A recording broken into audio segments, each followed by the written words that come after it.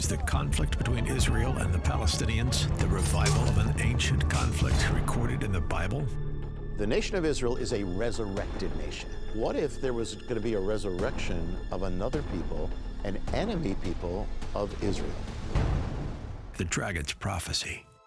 Watch it now or buy the DVD at thedragonsprophecyfilm.com. Coming up, this government shutdown is a game of chicken. I'll tell you how you win a game of chicken, and it looks like we might be winning this one. I'll point to a single piece of evidence that shows that things are not looking too good for one James Comey. And political strategist Matthew Faraci joins me. He's going to highlight the plight of the Christians in Syria. Hey, if you're watching on YouTube, X, or Rumble, listening on Apple or Spotify, please subscribe to my channel. Hit the subscribe, the follow, the notifications button. This is the Dinesh D'Souza podcast.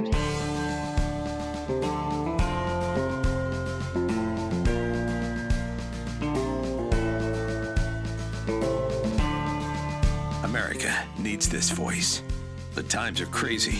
In a time of confusion, division, and lies, we need a brave voice of reason, understanding, and truth. This is the Dinesh D'Souza podcast. This government shutdown is a game of chicken. Now, we need to talk about games of chicken because there is kind of only one way to win a game of chicken. Well, first of all, it's always best not to play.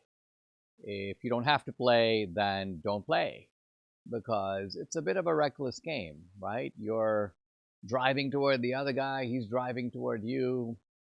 You're waiting to see who's going to swerve first, who's going to chicken out first. But when you have a government shutdown, you've got two sides, and neither is willing to give in. So this is why it kind of resembles the game of chicken. And this time, it looks like the Democrats chickened out. They gave in. They had defectors, a sufficient number of defectors, in the Senate. Apparently, about 8 or 9 of the moderates decided, let's vote to move the process forward to reopen the government. Now, the government isn't open yet, but it looks like it's going to be. It looks like what's going to happen is that funding will be pushed out. Now, this problem isn't going to be solved in a fundamental way. This is a case of just moving the problem further out, but it does mean that the current crisis, if it is a crisis, and I'll come back to that, will pass. Now, we need the Senate to vote, we need the House to vote, we need Trump to sign, and all of that could occur pretty quickly, but it hasn't happened. It hasn't happened yet. What was this game of chicken about? Fundamentally, it's about the Democrats saying, we won't go along unless you extend Obamacare, including, by the way, at least some of the Obamacare programs to illegals. We won't give in. Shows you the priorities of the Democrats, how deeply dug in they are on this illegals issue. Illegals are the future of the Democratic Party, and they know it, or they act like they know it. And this is what they were willing to kind of go to the edge about. Now, when you do have this game of chicken, the key thing is to be so crazy that the other side, in a way, realizes that it's hopeless to play because you're not going to give in. The problem with democratic societies, and particularly with the right side of the aisle, the Republicans, the Tories in Great Britain, the conservative parties, they tend to be wimps. They tend to give in. This is why shutdowns in the past have generally been really bad for the Republican Party. We get all the blame. The public thinks we're at fault, and then we sheepishly relent. In other words, we swerve out, and the Democrats can kind of claim victory. So it's worth asking, what did we do differently this time? How did we win this one? Well, the answer is you win a game of chicken by being so dogmatic, so unwilling to move. It's almost as if Trump were to say, he didn't say this, but this is the way you win the game, is you go, all right, well, the government is shut down. This doesn't bother us. There's some talk about airlines cutting back. All right, well, we don't plan to open the government for the next 3 years. Now, again, this would seem to be an outrageous thing to say, but precisely because it is outrageous, the Democrats realize we can't possibly endure this. All the EBT people, all the people who are our constituencies that rely on these benefits are going to come screaming to our offices. And all the Republicans are going to say is, well, we're happy to open the government as long as you sign here. But otherwise, we're not doing it. And we honestly don't care. We don't care about the midterms. We've got 3.5 more years. And so, well, we have, until January of 29. And so you might be looking at the government shut down the whole time. And then the Democrats go, well, that's unacceptable. We kind of have to cave. Now, as I say, this threat wasn't made in this way, but this is the kind of way you play the game. I would extend the same logic, by the way, and this may not seem like a direct analogy, but it is connected. If you're Israel, or if you're any society and somebody takes your hostages, if you're America and the Iranians in 1979 take your hostages, again, how do you play that game of chicken? The way you play that game of chicken is you dare them to do whatever they want to do, and you tell them, as Trump has actually said in his own language, that the fury of hell will be unleashed on you once you do it. So go ahead, do whatever you want. But guess what? None of you are going to be left standing when it's all over. So the ball's in your court. Either you swerve or you keep going. And we're just going to be watching to see what you do. And in the meantime, we're making preparations for your total and complete decimation. And this is how you win the game of chicken. In war as in peace, in war as in politics. Now, the government has been closed. Have you really noticed? I haven't. I mean, not particularly. Now, true, I'm not exactly on the EBT roll, and I've been watching these videos of all these people. I don't know how I'm going to survive. I may have to go and become a thief. I may have to start stealing out of Walmart. And I'm like, first of all, you don't exactly look like you're starving. And second of all, if all these people have been missing their EBT benefits, how many people have starved in the meantime? You would assume that if there are even some, they would be profiled in the West Virginia Gazette, or they would be seeing them on CBS News. Presumably, we don't see them because it hasn't happened. And what does that tell you? You've got millions upon millions of people getting these benefits, and a lot of them don't need them. A lot of them. Now, I'm not saying there are people who do need them, but we have no way of telling the difference. Has there been any systematic audit of this program, the program that was created by and large to prevent hunger and starvation, to make sure that it's going to people who would otherwise be hungry and starve, as opposed to the fact that you're just giving people money because they're going to vote for you? In other words, this is not really a program based upon need. This is a trading of benefits for votes.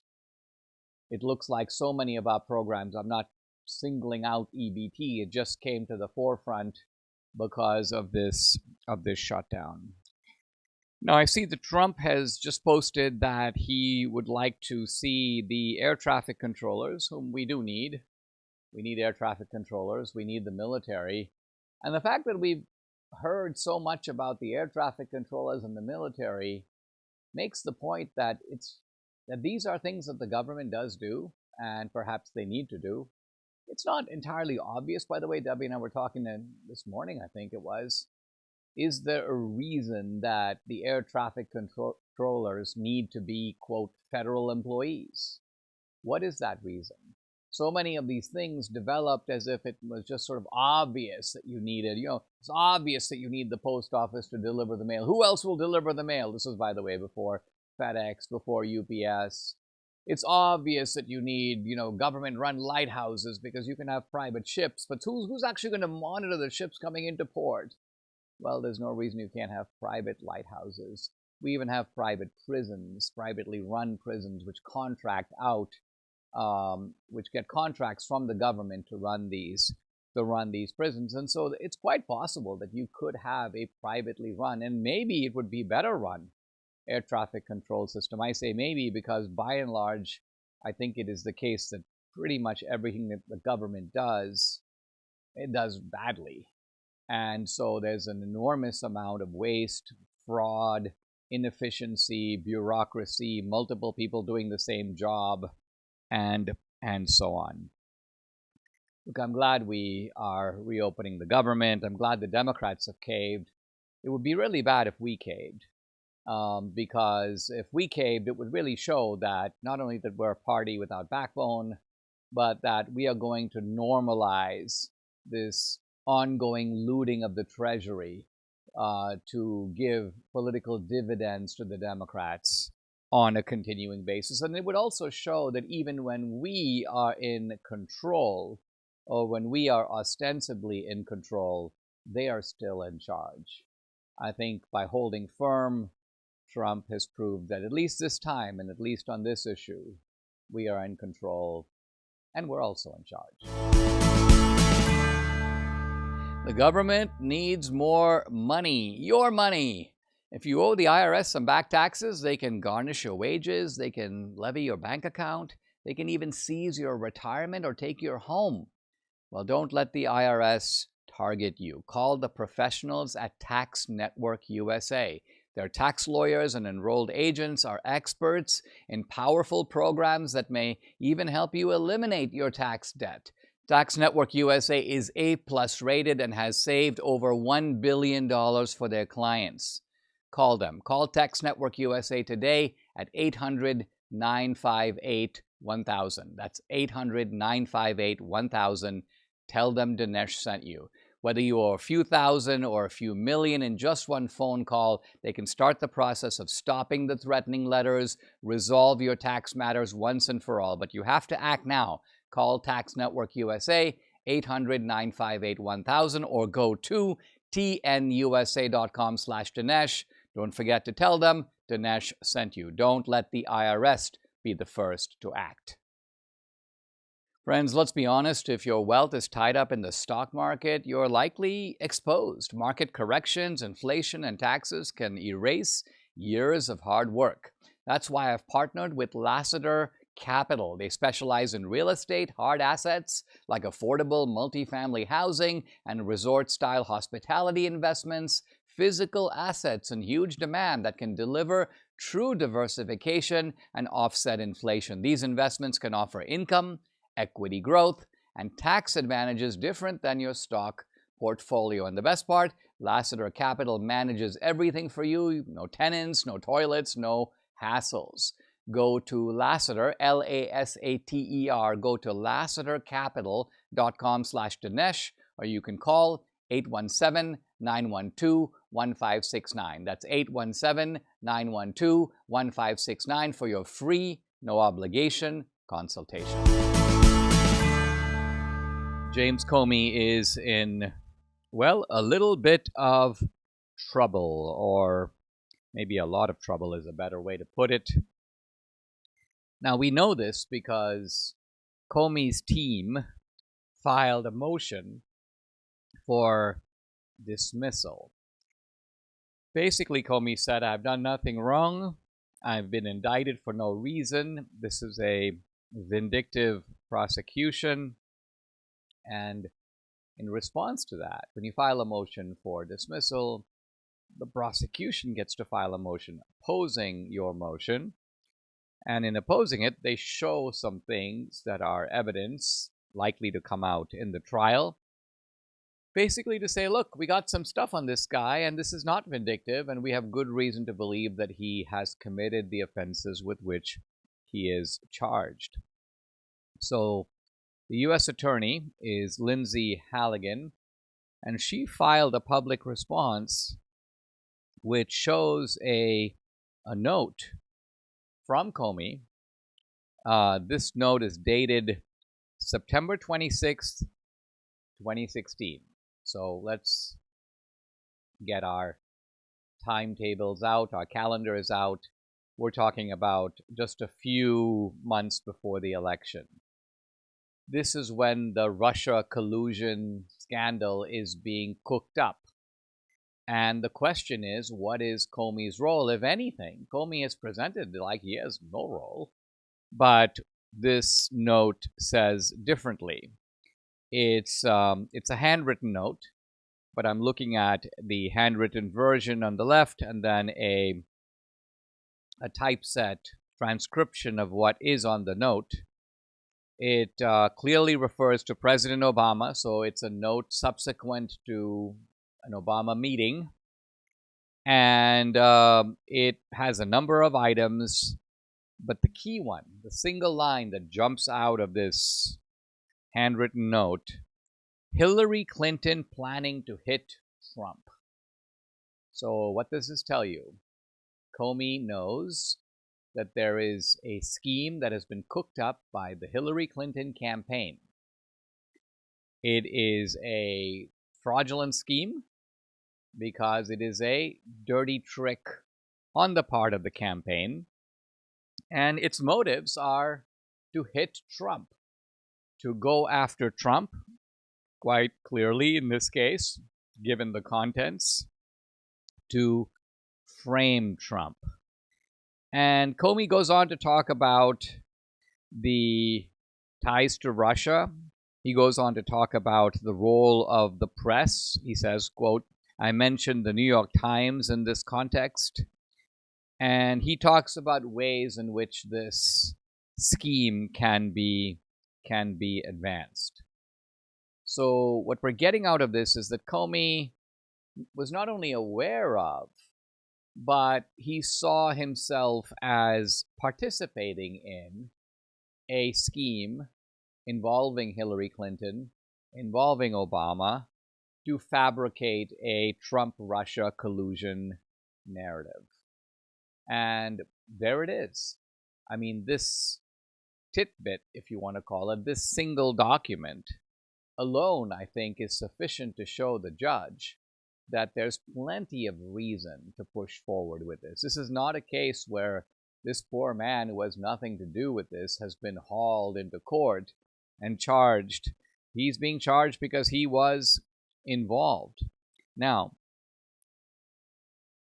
basically, what Comey is getting at, why would he mention the New York Times? Why would he mention the media? The reason is this. Essentially, the Hillary campaign creates the false information. They create the dossier. Obama, Comey, and the other guys in the administration at the highest level are aware of it. They're aware that this is a fraudulent document.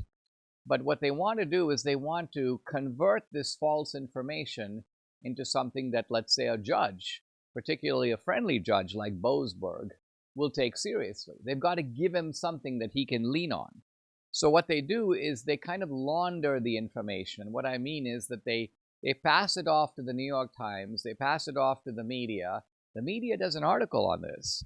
And then Comey will clip the article and put it into the application for a FISA warrant, asking Judge hey, Judge Boasberg, there's clearly something going on here. Look at this bombshell report in the New York Times.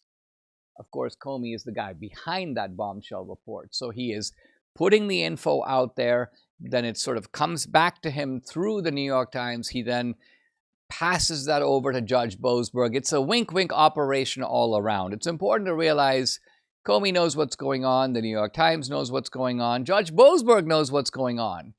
All of them are in on it. All of them are, in a way, participants in a highly corrupt scheme. And the scheme is now happily being busted. And there is finally, belatedly, some accountability that may, I emphasize, may be coming here. Now, it's a really good question how these documents, including this particular document from Comey, how did the FBI, how did Kash Patel get it? Because it was found.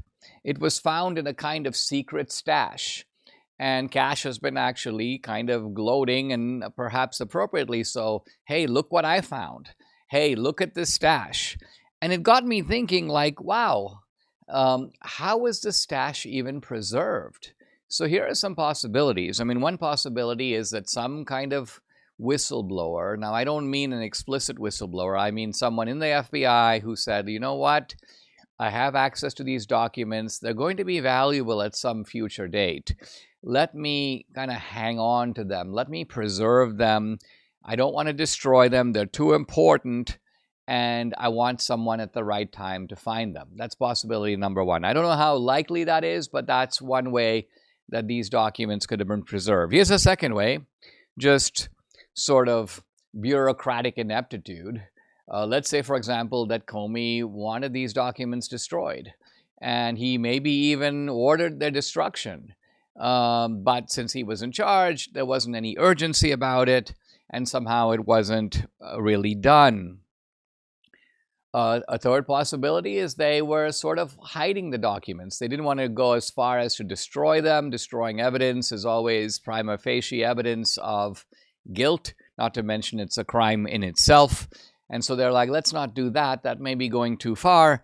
Why don't we just sort of stick it over here where no one's really going to find it? Obviously, our goal is to keep our team in charge, our team in the White House. And so this way, the documents are not going to be found, and yet we haven't really disposed or destroyed them.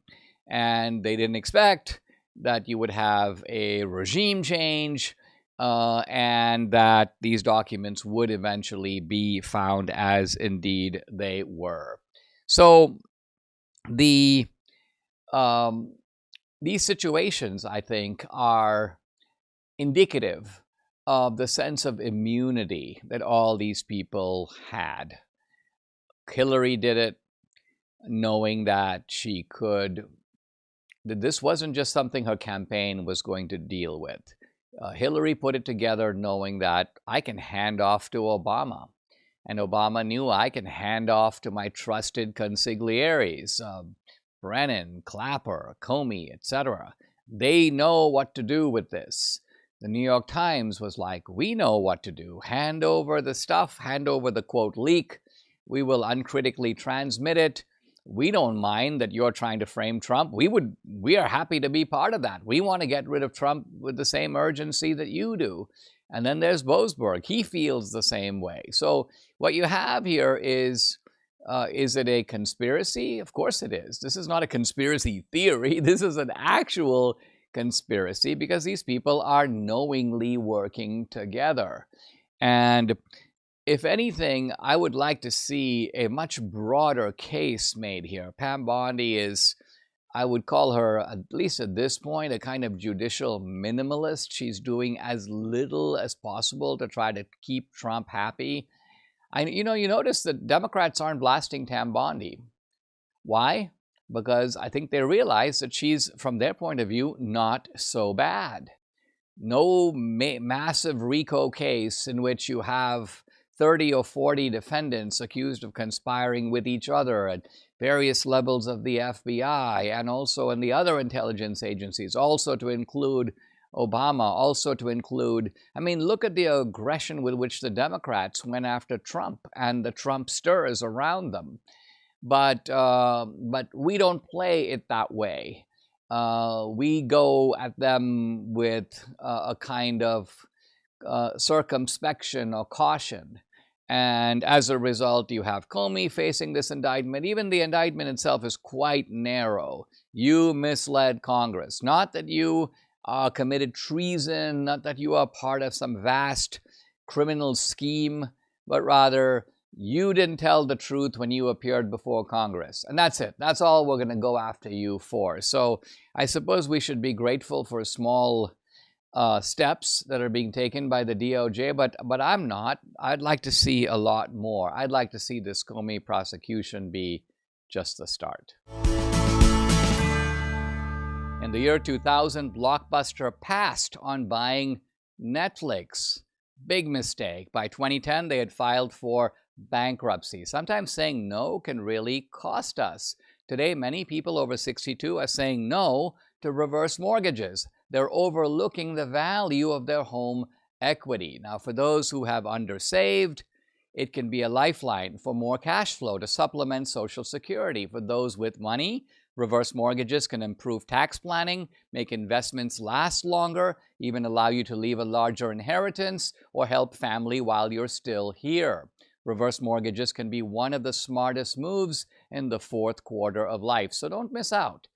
Read the book I did. It's called Home Equity and Reverse Mortgages, the Cinderella of the Baby Boomer Retirement. Get it free from our trusted partner, Movement Mortgage. Just go to movement.com/Dinesh. That's movement.com/Dinesh. Or you can call Movement Mortgage. Here's the number, 580-REVERSE. It's 580-738-3773. NMLS ID 39179. Have you taken advantage yet of MyPillow's big 3-in-1 sale? They've got a limited edition product, a back-in-stock special, and also a closeout deal you won't find anywhere else. MyPillow bed sheets, just $29.88. Any color, any style, any size, even kings. Regular price $119.98, now only $29.88. But you got to move now because once they're gone for good. My towels, finally back in stock, but not for long. Get a 6-piece My Towel set, regular price $69.98, now only $39.98. And for the first and only time, get their limited edition premium My Pillows made with Giza cotton and a designer gusset. Queens, $17.98. Kings, only $19.98. Also for a limited time, when you order over $100, you get free shipping plus $100 in free digital gifts. Call 800-876-0227. That's 800-876-0227. Or go to mypillow.com. Use promo code Dinesh for the best offers ever. Quantities are limited, so order now. Once again, it's mypillow.com, and the promo code is DINESH, Dinesh. Guys, I'm delighted to welcome to the podcast my friend Matthew Faraci. He is the founder of Gideon 300, which is a public affairs company. He's a political strategist. He's also a media and film guy. He was co-founder and executive producer of The Chosen. He's also one of the primary architects behind the Angel Studios' massive box office hit called Sound of Freedom. And Matthew is here in Washington, and he is mobilizing political support for, well, we're going to find out about what. It has to do with Syria. It has to do with the persecution of Christians and others. You can follow Matthew on X at Matthew Faraci, Faraci. The website, Gideon300.com. Matthew, welcome. Thank you for joining me. You have come a long way from Israel to Washington, D.C., and you are bringing a really important message that has been signed, by the way, by some of the biggest leaders in the Christian community. I just looked down the list. I see some giant names of megachurch pastors, people like Steve Strang of Charisma Media. You have Jack Hibbs. You have the actor Kevin Sorbo. There are a number of others. What is the important message that you are bringing to the Trump administration right now?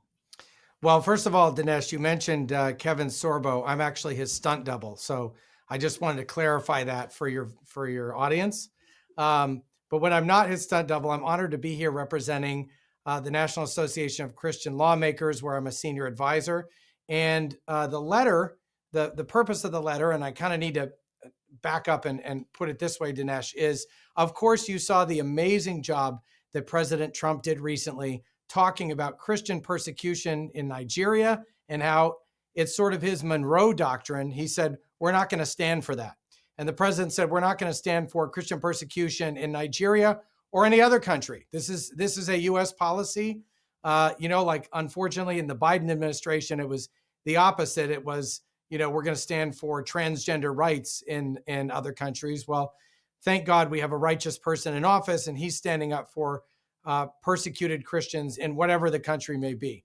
And Matt, he went so far as to say that if you guys, meaning the Nigerian government, doesn't straighten this out, he goes, we're going to come in there guns a-blazing. I think that's the phrase that jumped out at me, which really shows that Trump is no isolationist. He's not going to drag the United States into protracted wars but he doesn't hesitate to go abroad when necessary and administer a well-needed clobbering.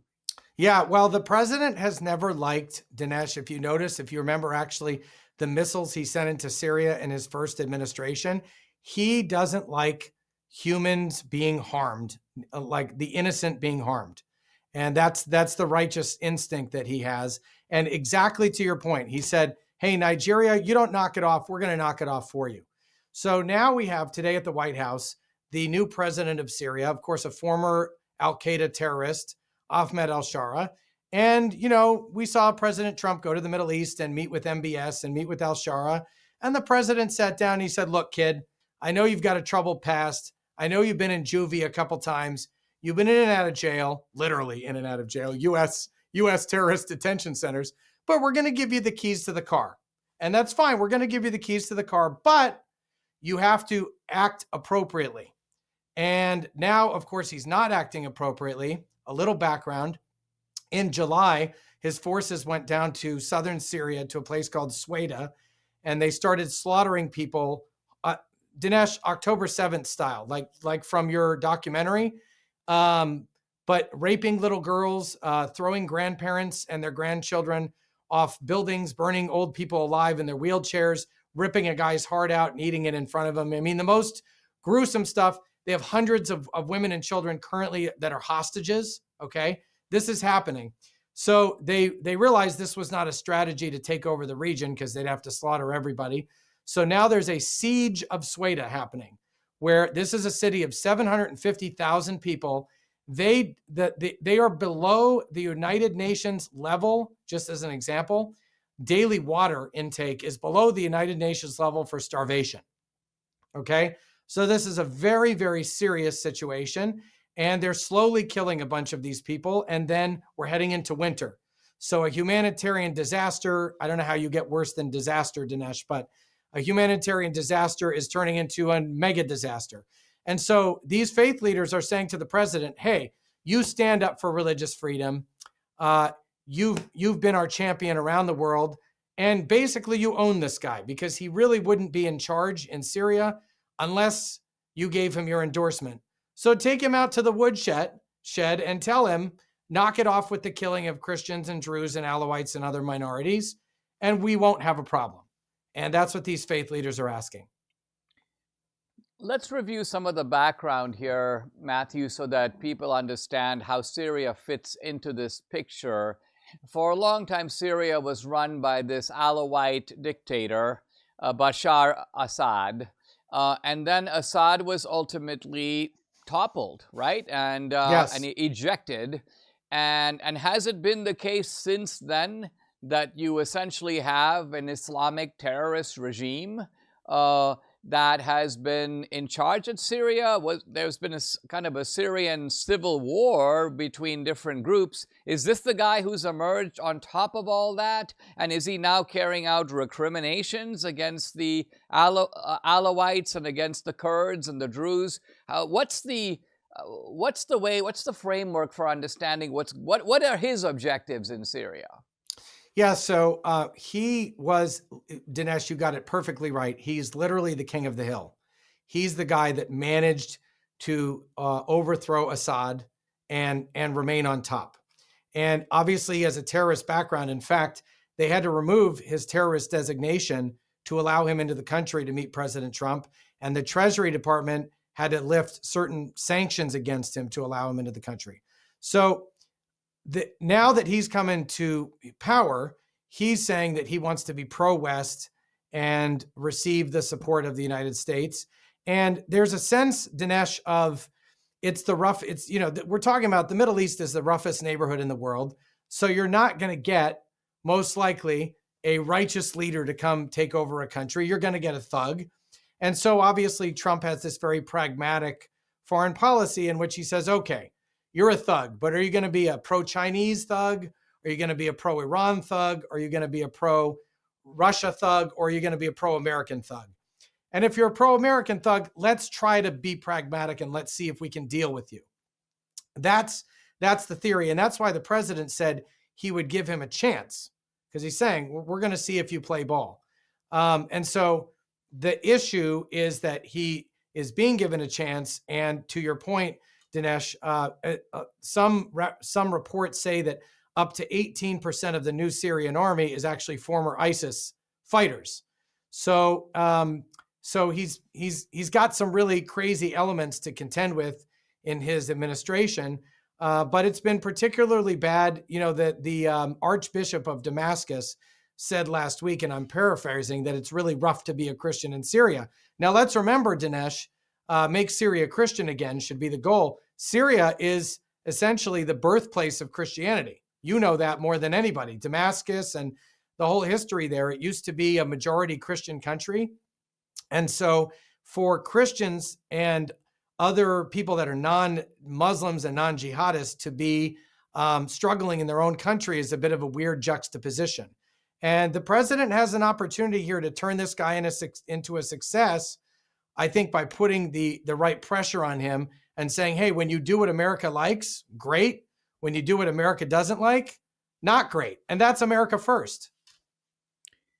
Speaking of America first, as you know, there has been, and Tucker is part of this, but he's not the only one, making the charge that the persecution of Christians is somehow being a neglected issue in the world. With all this focus on other things, why are we focusing on Jews and on Israel? Look at the persecution of Christians. And yet, I had on this very podcast just a few days ago an American missionary in Nigeria who was talking about the systematic murder of Christians there. And that guy just posted a video kind of calling out Tucker by name and saying, Tucker, why are you trying to deny and minimize and kind of poo-poo, if you will, the persecution of Christians in Nigeria? As far as I know, Tucker and his allies, the Tuckerites or whatever you want to call them, have been pretty silent, have they not, on this issue as well? Well, Dinesh, there's a little secret there, and it's called no Jews, no news. So there's a wonderful comedian. I think you met him, Dinesh, Ami Kozak, and he has a terrific little bit where he's got Tucker preparing for a show. And they start going through Christian persecution around the world, and Tucker settles on a fender bender somewhere in Israel where a Christian gets rear-ended and gets his car dented. It's very funny, but he's making an incredibly serious point, which is Christian persecution is a vital issue around the world. Religious freedom, to me, Dinesh, is the most important of all freedom. If you don't have religious freedom, you don't have anything. If you don't have religious freedom, you don't have free speech. You don't have a free market economy. So purely without sarcasm, Dinesh, I would love to see Tucker start telling the stories of Christian persecution around the world, because that's an actual problem, focusing on a country like Israel, where Christians are not only allowed, but celebrated and welcomed. We have, obviously, Christians come to Israel all the time, people such as yourself, Dinesh. It's not exactly a hostile place for Christians. And I think the thing I used to love about Tucker back in the day is that he was intellectually honest. That's what I respected most. And so a return to intellectual honesty would be to start telling the stories of these persecuted Christians all around the world. And I believe Mark Walker, who's President Trump's nominee to be ambassador for international religious freedom at the State Department, has said publicly that there's 28, hope I got the number right, 28 countries where there's an urgent problem with Christian persecution. Those are the stories that Tucker should be focused on. I mean, it's interesting in the Dragon's Prophecy, one of the things that Jonathan Cahn says, and I was a little kind of like taken aback when he said it, is he was talking about the Bible's forecast that in the sort of last days or the last era, you will see simultaneously two types of violence, persecution, harassment, and so on. The first is toward the Jews. The idea here is that the devil hates the Jews are God's chosen people. Let's run them out of their ancestral homeland. Let's increase the temperature of violence, of anti-Semitism. So that's one thing. But then he says it's not going to be confined to the Jews, because you've got what Khan calls the spiritual Israelites, and those are the Christians. And Khan goes, the Bible predicts that they're going to be getting it too. Persecution, hatred, violence, hostility, and this is going to be happening in lots of different places, not just in one place. And I think it's interesting because what you're saying is that, guess what? If we can just, empirically look around the world, we can verify that these biblical forecasts appear to be substantiated by the things that we actually see in many different places around the world. And in fact, not only that, but they're coming from a common enemy. In other words, if it's the Islamic radicals who are going after the Jews, it's the same Islamic radicals that are going after the Christians. And your example of Syria is a kind of remarkable confirmation of that point, don't you think? Dinesh, the world is divided into people that are for God and the people are against God. And you see people that are for God in so many different faith traditions, and you see the people that are against God. And I find it, insidious that radical Islam is against God in the name of God. They use the name of God to go against God. And who are their targets? Christians and Jews. So why does God love to see Christians and Jews uniting? Because we both believe in the Bible, we both believe in the Torah, we both believe in the prophets. We have the same spiritual foundations, right? And so then you look at the other side and they don't believe in any of that. In fact, they find that holds them back. And I think that this whole discussion that we're having, Dinesh, about Tucker and other, Nick Fuentes and Candace and whoever else, it's an insidious sort of spiritual subterfuge to distract Christians and Jews who are supposed to be united, a united front, to distract them from the real enemy, which is the fact that now we have an Islamunist as the mayor of New York, that our country is literally being taken over, and it's part of a strategy we've already seen it be successful in Europe. It's happened. Europe is done. And now we can prevent it in America. And what's the conversation on X about? Is it about the onslaught of the Islamic conquering of America? No. Conversations about, some ridiculous Charlie Kirk assassination theory or some other thing. And it's all one big distraction to take people's eye off the ball from what the real war is about. Don't you agree with that? I do. And in some ways, I almost think it's something that forces us to be a little humble, because we begin to see that the plague is also on our own side, right? In other words, it's easy for us to normally say, well, we're on the right and therefore we are right, and the other side is on the left and they are wrong. And those are in fact the battle lines. But then we notice that coming from our own right flank, you've got all this stuff that is, I think, no less poisonous than some of the stuff that we see on the left. So it's kind of like we're an army that is facing not only dissension, but all this stuff in our own ranks. And that has to be sorted out as much as the battle carried over to the other side. So the good people, if you will, have a lot to work on. Yes. And I feel like, Dinesh, and you've been instrumental in this, in the Jewish community, we always have this emphasis on learning the Torah. The reason is because we need to know what we stand for. What do we stand for and why do we stand for it? And what are our values? And you've been a leader in the Christian community likewise to lead that conversation and say, hey, what do we actually stand for? And I think part of the problem with the young people is they were raised in environments where it wasn't communicated to them in the Christian community what they stand for. And now there's this kind of existential crisis of, well, is this what we stand for? Or just because my parents believe this was never explained to me. And so we, people of the good book need to know what's in the good book and what it teaches and what its core values are. And that way, when people come along and try to redefine what that is, as we were alluding to earlier, it doesn't have any impact. Also, what do the bad guys stand for? Right? If you look at that culture, it's a culture where our view of a virtue is their view of a vice. Literally, if you look at like radical Islam, to rape a Christian girl is a good thing. That's a way to go, right? And in our God's value system, we say that's a desecration. How could you do something like that? And Dinesh, when you're up against a value system like that, wake up. That's what they actually believe.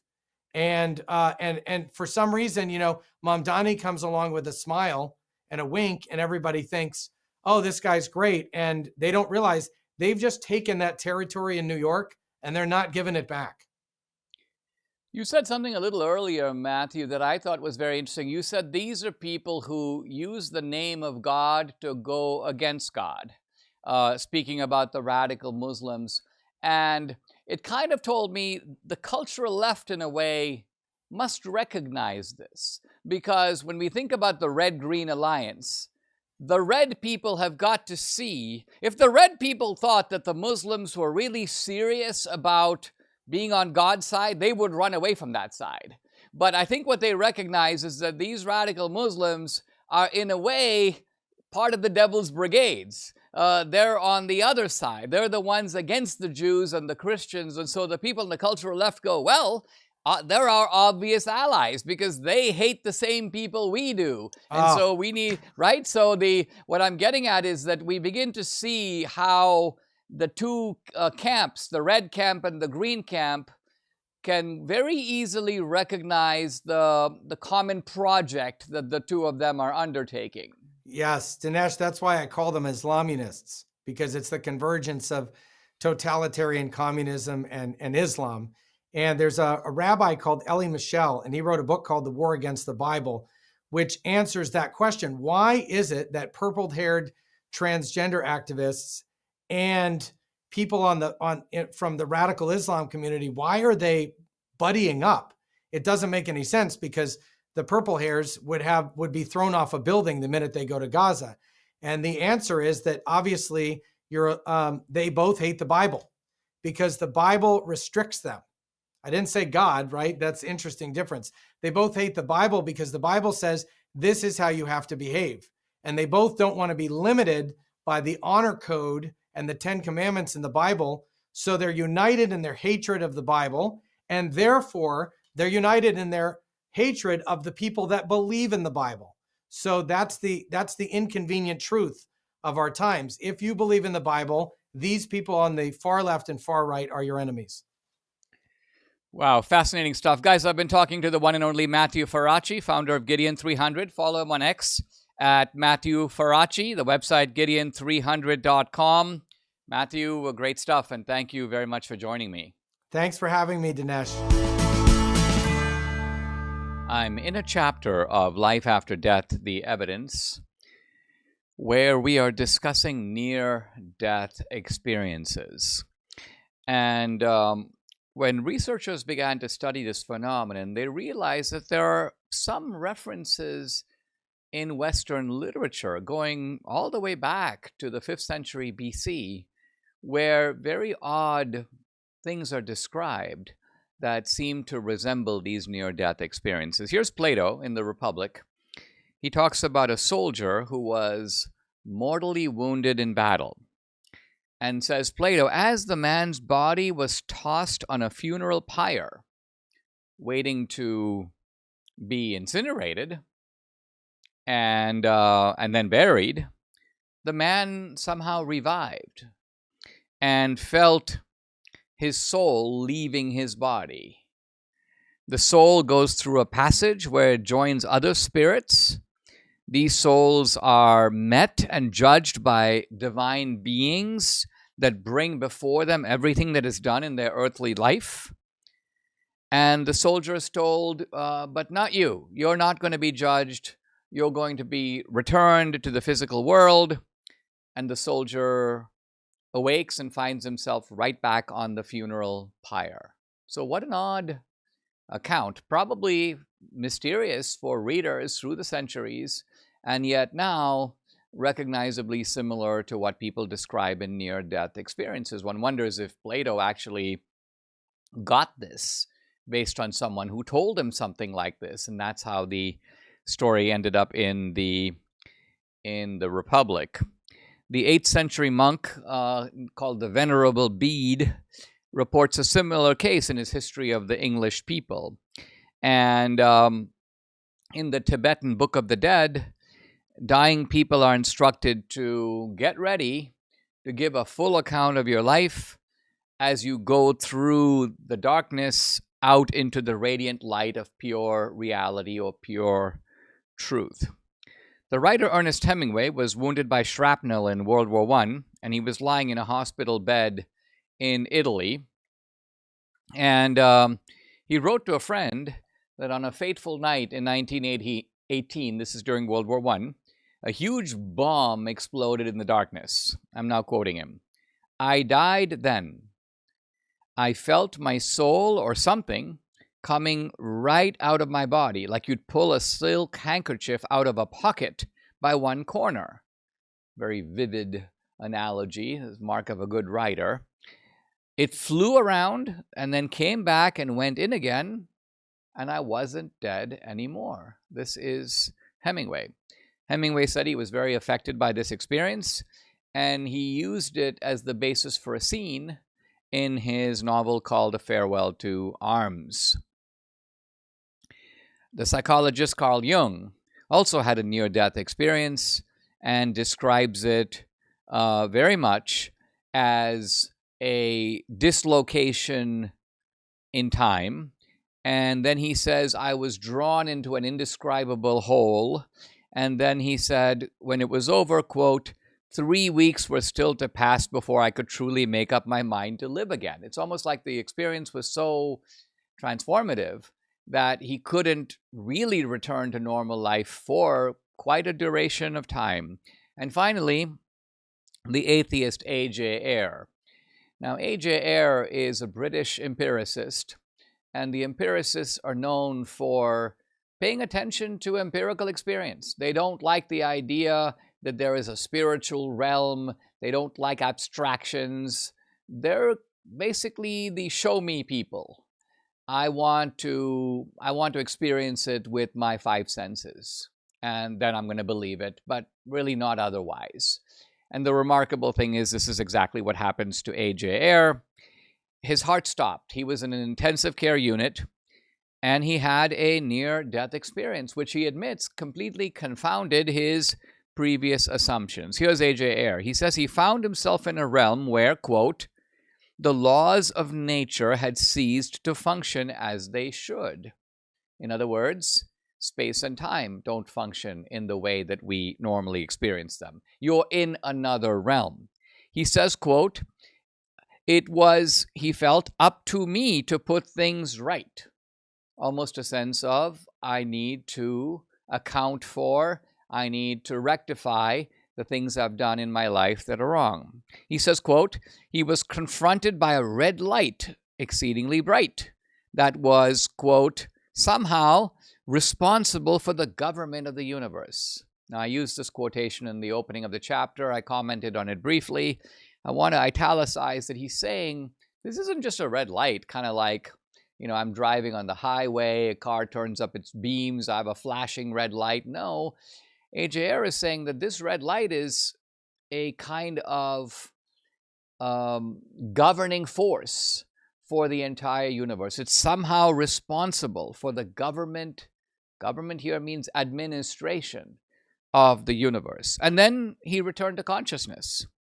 And Ayer did not become a theist. One might think, okay, well, maybe he says, I'm not an atheist anymore. No, he's still an atheist, but he says experiences like this provide, quote, "rather strong evidence that death does not put an end to consciousness."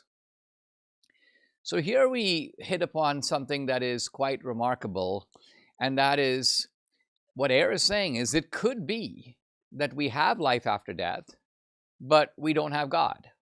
You and I might consider that to be strange. I, by the way, do not believe it's true, but it is frankly not unique to A.J. Ayer. There are people, Hindus, for example, who believe in reincarnation. One life leads to the next. And this is all part of a natural process. And as I mentioned earlier, the other lives don't occur in some other realm. They occur right here on the earth. Now, A.J. Ayer is not advancing the Hindu view, but what he's saying is that as an atheist, he says, I have this experience. It tells me, based upon what I went through, that it looks to me like death is not the end, at least not the end of my consciousness. It may be the end of my physical body, but it's not the end of my consciousness. And I just have to accept that. It may be that that is the case, whether or not there is a God. Now, this whole business of near-death experiences, as we are going to discuss, has stirred up quite a controversy. And if it were just one guy, Raymond Moody, collecting all this evidence, you would have to be a little suspicious of it. But as it turns out, over the last several decades, a number of other prominent researchers have gone into the field. Psychologist Kenneth Ring conducted the first systematic study of near-death experiences. There's a pediatrician named Melvin Morse. He's focused on near-death experiences in children. Cardiologist Michael Sabom, he says that, quote, at the beginning I thought Raymond Moody was pulling a fast one. But then he began to study in his own field. He's a cardiac surgeon. He says, I'm just going to look at cardiac patients who report these NDEs, or near-death experiences, and I'm going to measure those against a control group of patients who did not. So this is how science works. Let's look at the people who are in the distinct group that we are trying to study, and let's compare their experiences to people who are not in that group, and let's see what we can learn from that. There's now an international association for near-death studies. There's a journal that collects data. And so we now have information coming in from all over the world, and we find the similar phenomena that I've mentioned before, and you have subgroups that study just one or other aspect of these phenomena. So, for example, you have people who study the out-of-body phenomenon. Is it possible, really, for your consciousness to, quote, leave your body and observe your body as if from the outside? So that's one thing. The second one is the tunnel of darkness. The third one is the bright light. The fourth one is the sensation of love and warmth. The fifth one is the life review, or the kind of moral audit of your life.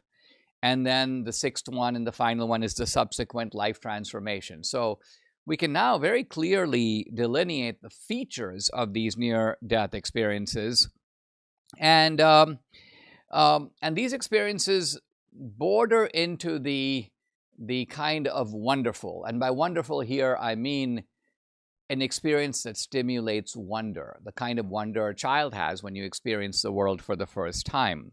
I'll give one example of this and then go into others when we pick this up tomorrow. There's an 11-year-old boy who has cardiac arrest. He has no heartbeat. And yet, he describes an out-of-body experience in which he could see the doctors and the nurses working on his body. He's outside his body. He's observing this. After his recovery, he accurately summarized the resuscitation procedures used on him, the colors and whereabouts of the instruments in the room, and even what the medical staff said to each other.